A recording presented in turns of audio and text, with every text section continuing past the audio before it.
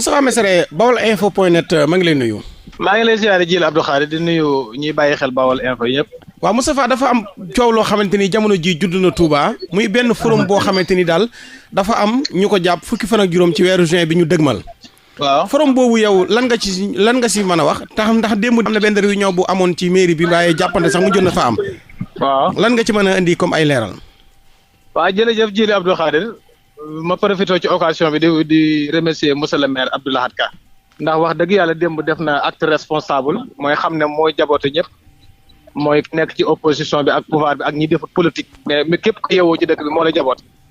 forum bi nag dañoo wax ne forum communal la mu concerné commune dëkk bi mu war a jëm ci formation ak financement ak emploi des jeunes léegi ñun ñëpp ñu ñoo intégré wu ci mboolem ko bokk ci parti politique yi mais finalement dañoo dem ba ci biir déggoo mënta am ñu ne ñoom forum Benno Bokk Yaakaar la ñuy def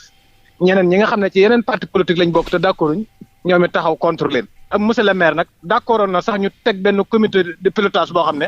forum bee koy tax a jóg boo ko defee commission yi ci bëree bëri ñu joyante ko waaw xam nga man li ma gëmoon sax mooy jëmmi forum ñoom waruñu ko woon a organiser mooy maire dëkk bi moo waroon a organiser forum woo ay partenaires ak ay investisseurs yëpp ñu woo leen boo ko defee ñooñu danañ mën a ñëw investir ci dëkk bi loo xam ne ay emplois danañ ko mën a gérer ak yu bëree bëri gone yi dem liggéey jëmmi maire dëkk bi moo waroon a créer forum bopp ànd ko conseil communal de la jeunesse boo ko defee ndaw ñëpp mën a dugg ci biir ñi bëgg amum xëy ñi am formation ñi bëgg a def leneen financement yi aussi noonu ñëw mais Moustapha yéen dafa mel ni kuréel tamit bu taxaw ne forum du fi amee lu tax loolu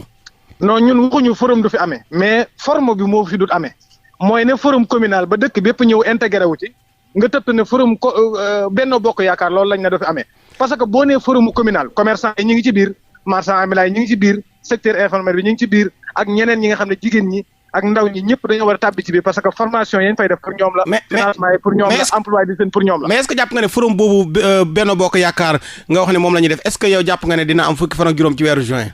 gëmuma ko parce que il faut consensus am parce que maire bi dafa obligé suspendre ko te maire lu mu joxewut autorisation préfet joxewu ko jàpp naa ne ñoom amuñu fi def ko dëkk ndax dëkk bi daa am ay réalité yu muy dox ki fi nekk sëñ bi ko fi teg mais démb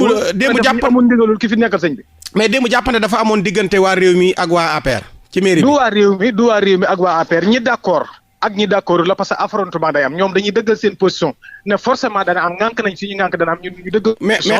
ne forcément du am mais xeex am na fa xeex am na fa bu metti am na ñoom i gaañu parce que xeex am na fa ay gaañu amu fa mais xeex am na fa xeex affrontement bu metti am na fa boobu maire fekke na ko non seulement boobu maire ngi ci biir mais xeex bi ci biti la amee woon finalement la maire mujj gi biir salle bi moom dara amu fa woon réunion nañ ba maire ne suspendre na ko ñu génn di dem ci biti la affrontement amee ay góor nag fu ñu daje kenn ku ne di défendre sa position coow mën na fa am lu ne mën na fa am mais nekkul ci biir maire bi la ñu xeex wala responsabilité ci maire bi lañ doon xeexe wala déedéet ñun ci suñ biir ñooy xeex ci suñ biir parce que dafa toll foo xam ne politique gu intérêt la intérêt bi mooy intérêt askan bi ñun nag intérêt askan la ñuy défendre